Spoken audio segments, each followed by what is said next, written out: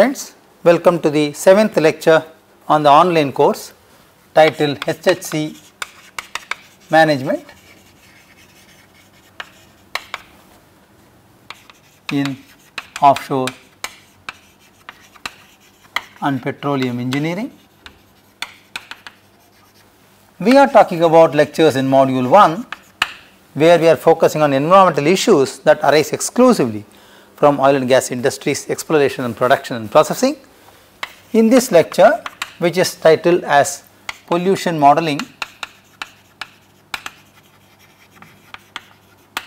2, we will continue to discuss atmospheric pollution.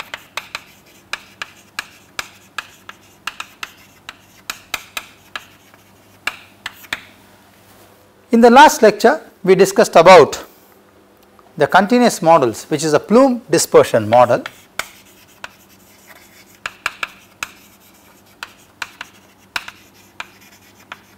We have given you the equation to find the concentration of the plume dispersion, which is happening in the site in terms of x, y, z coordinates, where h is also involved and x is an implicit function, sigma x an implicit value in the function.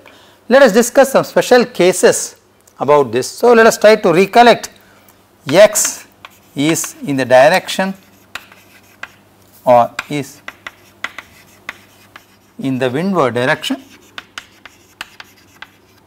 y is in the crosswind direction and z is along the, let us say, vertical axis. Let us discuss some special cases. The general equation is what is given to you in the last lecture. Let us substitute back some conditions in the general equation, derive special conditions for specific cases for plume dispersion models. Plume refers to continuous dispersion. Let us say case 1, the ground level central line concentration we want to find. So, to determine the ground level central line concentration, the moment I say I am interested only in central line, so then I should substitute y as 0, because I am not looking at the crosswind direction at all. And the moment I say ground level concentration, I should also say z as 0, then therefore my concentration will be now given as 0 0 0 q by 2 pi sigma z and sigma y of u, which is the wind velocity, exponential of minus half h by sigma z square, call equation number 1. The next case, case 2, where I want the concentration at the ground along the center line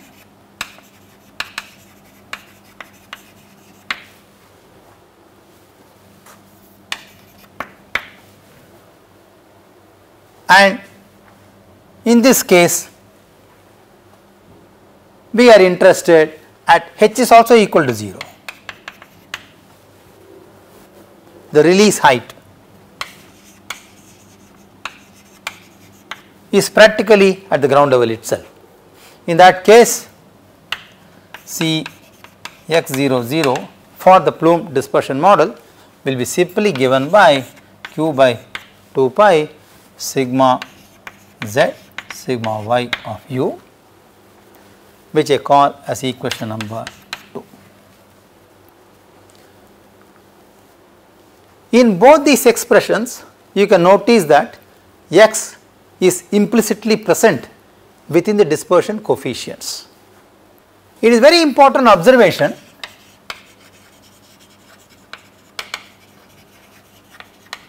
made by Broad in 1959. What is that observation? He says that the maximum plume concentration always occurs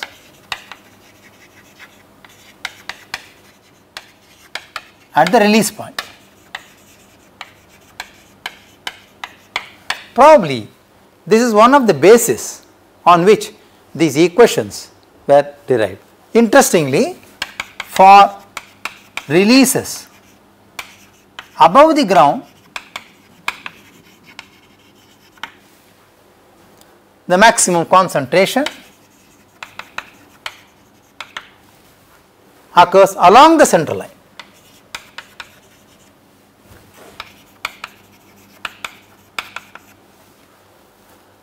Of the downwind direction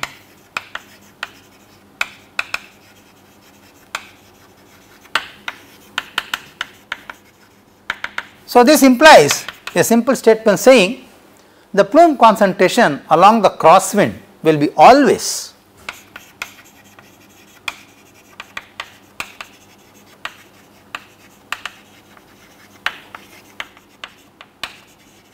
lesser than that along the x direction, where we all know that x direction is the downwind direction considered in the study.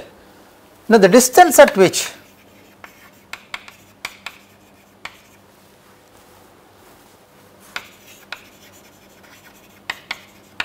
the ground level concentration would occur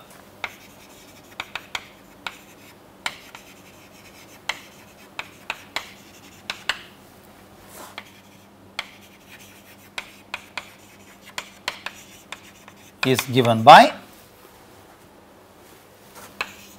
sigma z is h by root.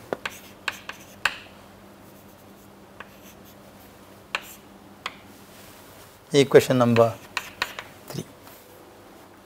And the maximum concentration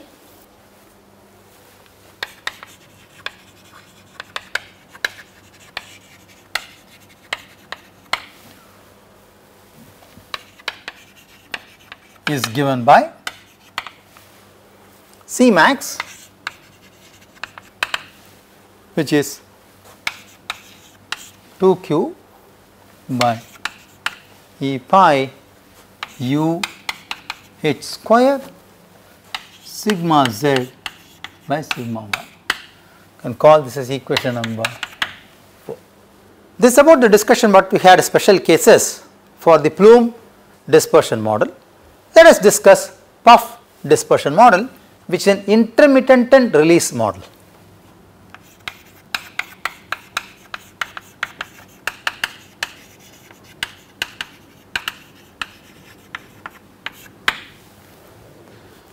The puff dispersion model describes instantaneous release,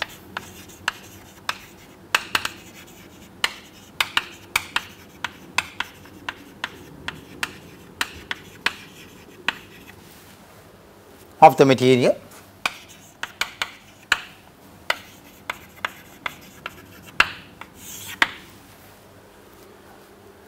you can give an example of this. Sudden release of a chemical from a ruptured vessel.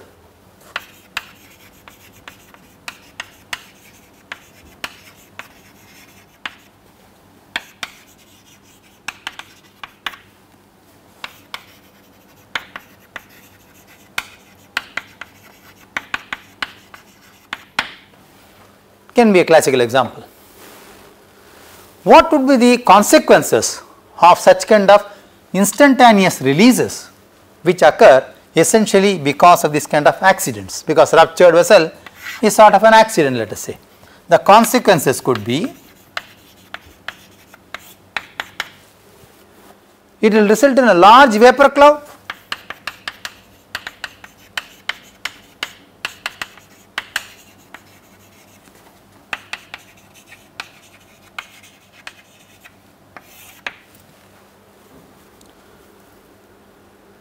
which is essentially formed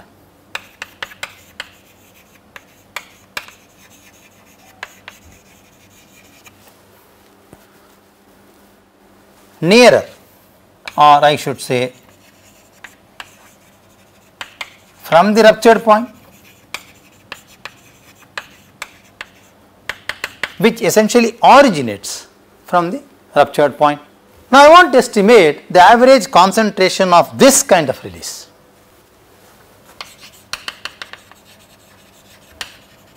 Average concentration of puff release is given by C x, y, z, where the terms x, y, z directions remain same as that of the Bloom model, which is given by q instantaneous 2 pi to the power 3 by 2 sigma x, sigma y, sigma z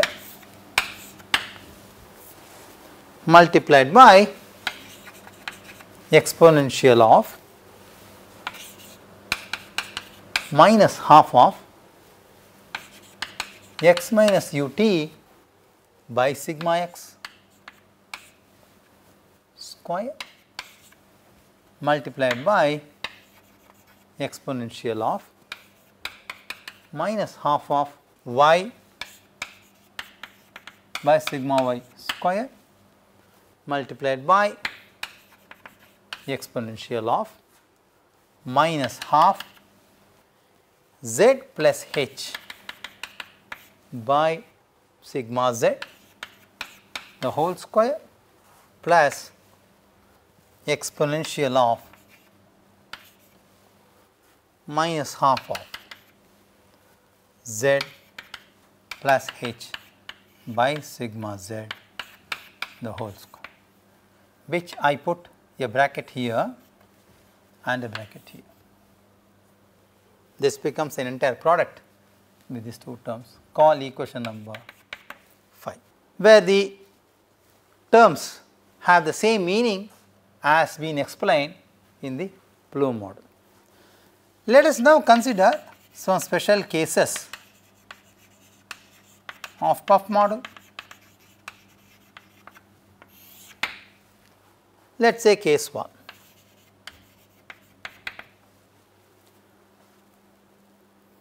We wanted to find out the total integrated dose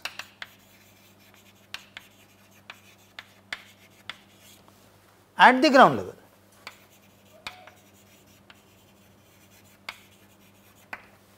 which is given by dose. So, in this case you will easily see z will be 0 because I am looking at the ground level. So, dose x y 0, we can say concentration as well of the dose is given by q instantaneous by pi sigma y and sigma z of u exponential minus half y by sigma y square minus half h by sigma z square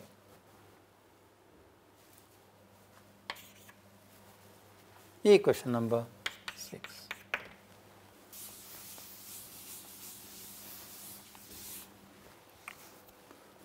The next case could be concentration on the ground below the puff center.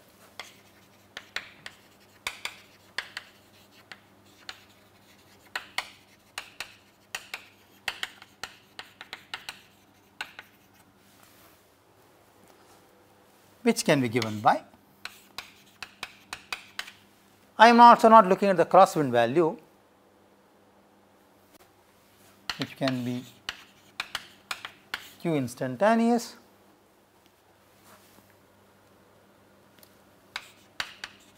root 2 pi 3 by 2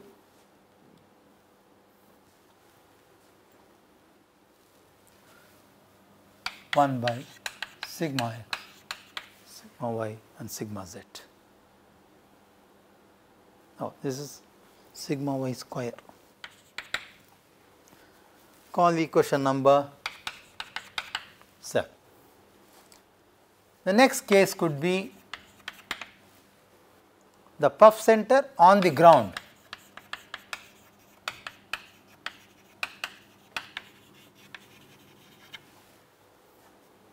So, the moment I say this, I should say H is 0, which can be given by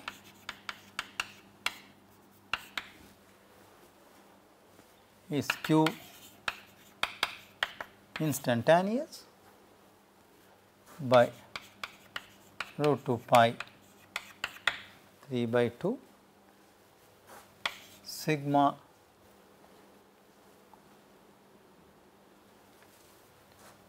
sigma z sigma x sigma y exponential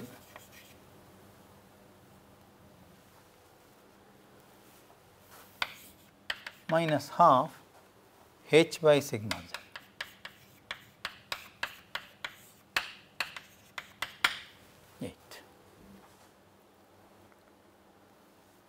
The maximum puff concentration is a very important item which is to be also computed. The maximum puff center is located at the release height itself. Concentration center will be located at the release height.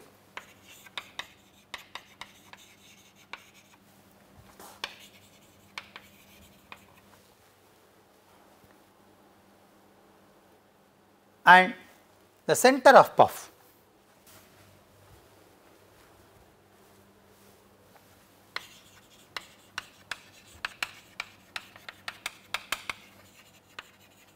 is located at x is equal to ut, where u is the wind velocity.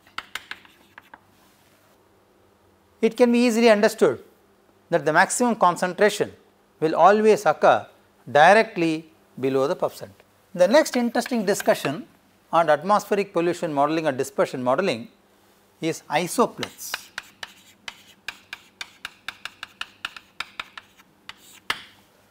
What are isoplates? Isoplates actually are representative values which are used to measure the cloud boundary at a fixed concentration. Isoplates are plots used to measure the cloud boundary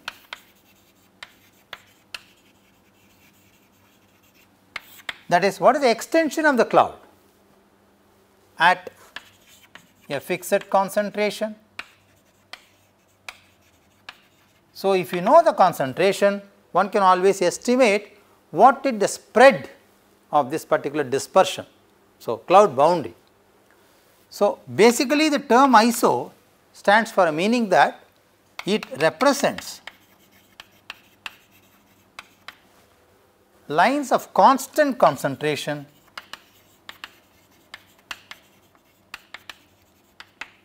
that is why the term ISO has come. There are different steps which are followed to find out or to draw or to plot an isoplate graphically. We will see a figure now. Let us say step number 1. So, I am now looking for steps to plot isoplate.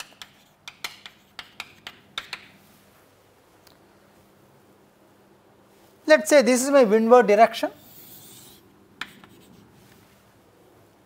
So, that is my wind direction. Let us say this is my release point.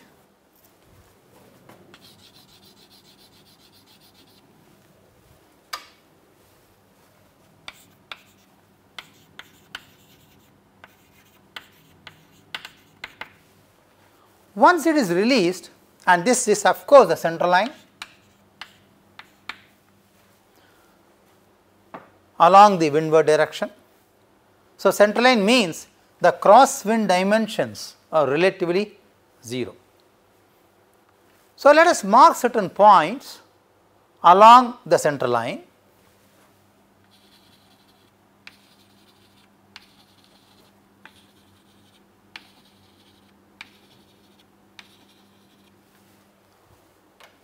So, the first step is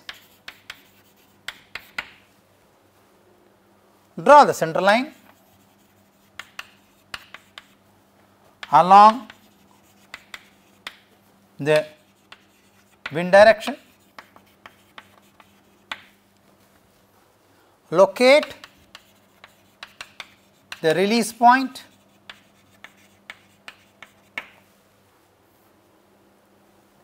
select or mark concentration points along the center line, which are called fixed points. These points, what has been selected along the center line, are fixed points where the concentration is known to me.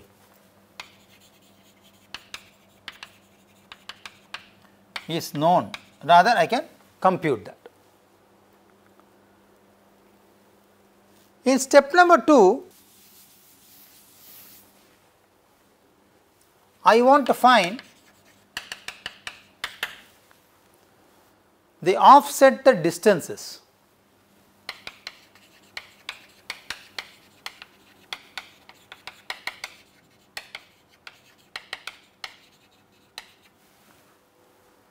Two isoplates,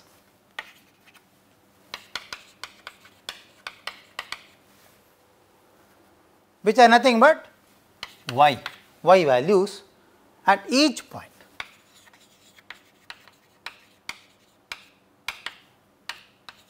Along the center line.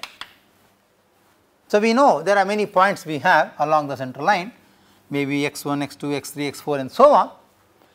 At each point where the concentration is known to me, I am interested to estimate the off center distance depending upon the concentration along the windward direction at fixed chosen points along the center line. So, how do you get that? So, y can be given by a simple equation here, which depends on sigma y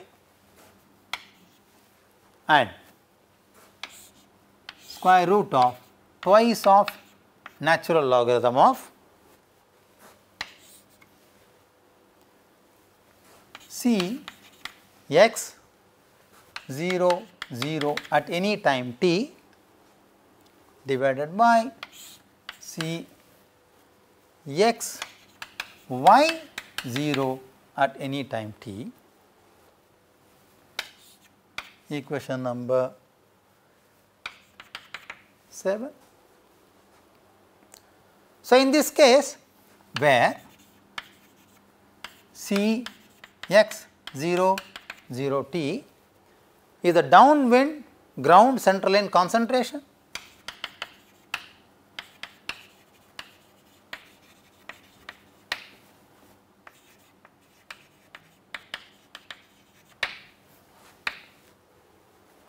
whereas c x y 0 is the isoplet concentration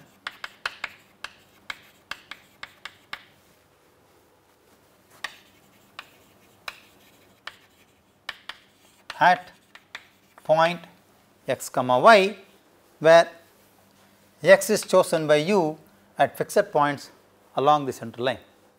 Step number 3,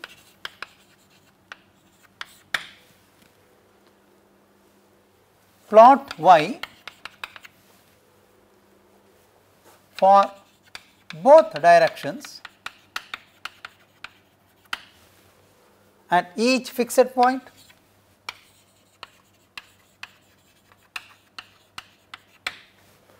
Let us try to do it here.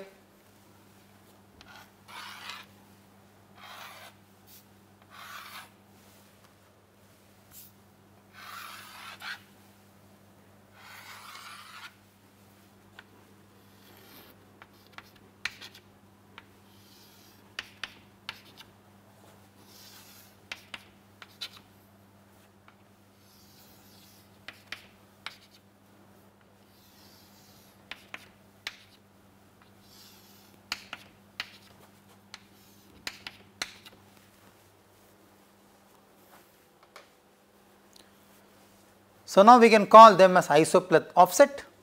These are nothing but isopleth offset, which we have computed from equation 7, knowing the concentration Cx00T and Cxy0T from the equations which we have described in the earlier slides. Now, step number 4, connect the points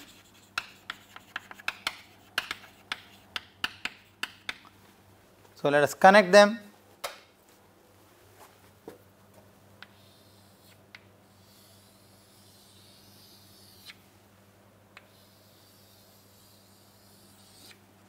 So, this part we call as isopleths.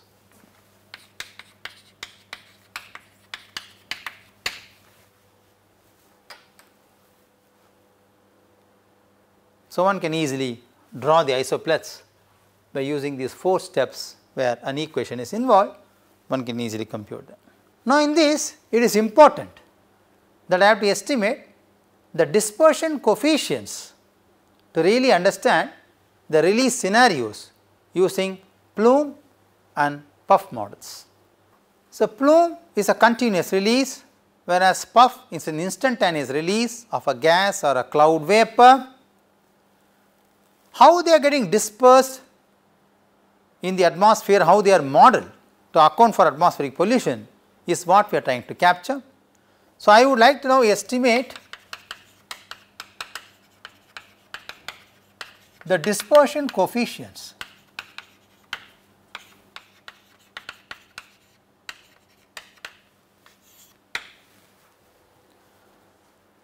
they are very important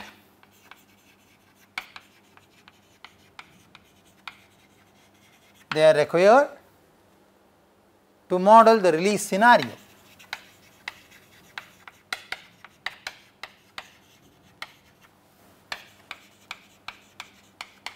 Both for plume and puff model. This is very well explained by Wilcox 2001. Wilcox said that the dispersion coefficients depend on the stability class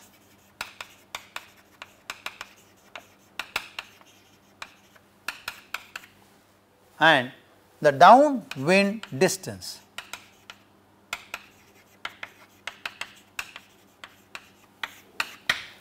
These are the 2 factors on which the dispersion coefficients will depend on. Stability class we already know, it can be also derived from Pascal stability class, which accounts for the humidity, relative temperature, rain, fog, etc., everything. And of course, the downwind distance is the point of interest along the x direction, where the wind velocity is considered to be in the propagative direction. Let us now look at the steps to compute the dispersion coefficient.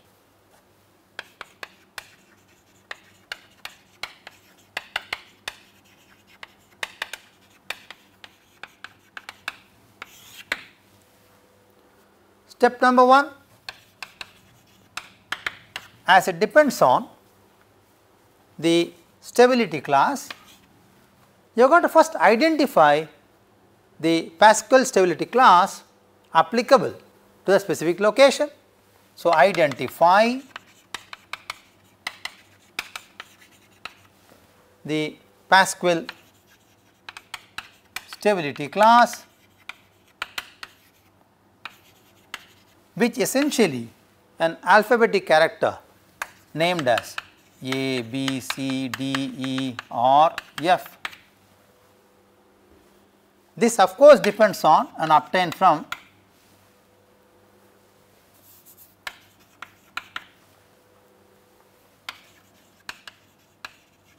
meteorological data. It also depends on wind speed.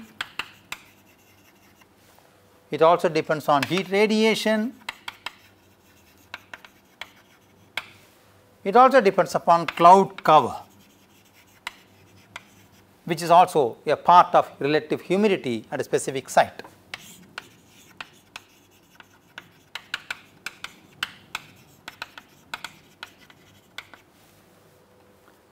So, identify the stability class. Once you identify, then classify the area. The classifications could be, is it rural or urban, because the wind velocity or wind speed is dependent on various parameters which we already discussed in the previous lectures. Is it flat or hilly? Is it having any water body, etc. So, classify the area. So, then one can find the dispersion coefficient by two ways. One can find them graphically from the figures which I am going to show you now, or one can also calculate the dispersion coefficients from the empirical relationship or equations which I will show you subsequently. So, step number 3, derive the dispersion coefficients either from the figures which I am going to show you or using the equations which I am going to give you. Remember, they all depend on any respective downward distance, because as I just now showed you, the dispersion coefficient depends on two parameters. One is the stability class which you identified, the second is the downward distance x along the wind propagative direction. So, for every distance of your choice, you have to compute the dispersion coefficient, which is case specific, site specific, distance specific from the release source. I may request you to look at the screen now. The screen shows dispersion coefficients for the plume model for a rural release. There are two figures shown in the screen. The left one is enabling you to compute sigma y values. The right one enables you to compute sigma z values which are required for estimating the coefficients. The horizontal axis indicates the downward distance along the windward direction in kilometers, and different colors have been given as a legend for different Pascal stability class varying from A to F, as you can see from the figure. So, for a specific distance which you have identified for a specific Pascal stability class, let us say in this case A, you can always find possibly what is the sigma y value and correspondingly what is the sigma z value for rural release for a plume model. Similarly, look at the screen now, you have figures illustrating dispersion coefficients for the plume model for urban release. So, again it shows Pascal stability class varying from A to F, similarly A to F for sigma z value and sigma y value as similar to that of the rural release which you saw in the previous slide. So, one can easily, for a known downward distance in kilometer, for a known Pascal stability class given as a legend here, one can easily find the sigma v value and sigma z value which are required to compute the dispersion coefficients. Similarly, the dispersion coefficients for puff model is also given to you on the screen in a similar understanding. Once the dispersion coefficients for either the plume model or the puff model are estimated, then one can easily find out the concentration at any fixed point along the downward distance what is interesting for us. One can also estimate the dispersion coefficients from the equations. So, estimating dispersion coefficients, that is sigma x, sigma y and sigma z, sigma y and sigma z, which are used to find the concentration. Let us now estimate them using equations. Earlier we discussed estimating them for the graphical method.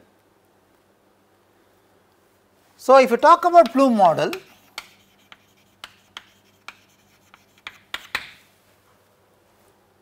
please understand x is the downward distance, downwind distance, which you have to fix in meters, measured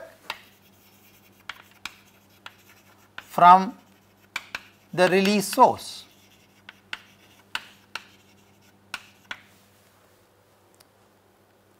Once you know this value, which is the only variable, even in the graphical method also, this is the only variable. Of course, the other variable was the Pascal stability class, which you are identifying.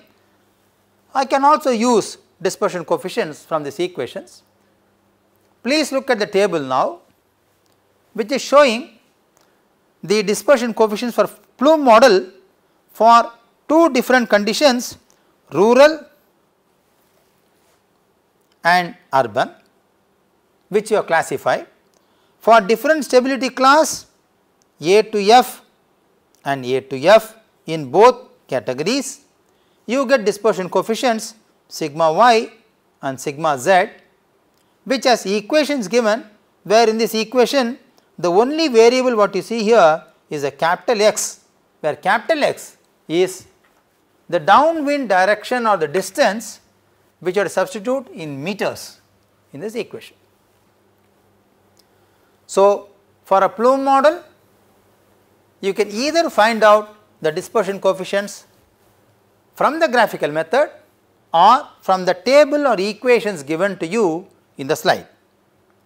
Similarly, if you look at the screen now, you will now find the dispersion coefficients equations for the puff model, for the rural conditions, for different stability class varying from A to F as a Pascal stability class, and it can be either sigma y or sigma x, because puff depends upon the concentration point below the release point on the ground, and of course sigma z. The only variable in these equations for every stability class for a rural condition is x, where x is the downwind distance substituted in meters. Ladies and gentlemen, in this lecture we are able to explain you the dispersion coefficient and the concentration of the plume and puff releases, which are instantaneous and continuous models, which uses different kind of plots and equations to compute the concentration of the release material. We have also discussed the importance and explanation of isoplates, how are they plotted and how are they useful in estimating atmospheric pollution from any release source which happens as an output source which comes out from a process industry. In our whole discussion, we are focusing the process industry to be, or considering the process industry to be, a petroleum refinery which actually works on crude oil to get a commercial outlet of a product from the crude oil. Do you have any doubts? Please post them to NPTEL website on a periodic discussion forum, and let us have or share the information whatever we learn. Thank you very much.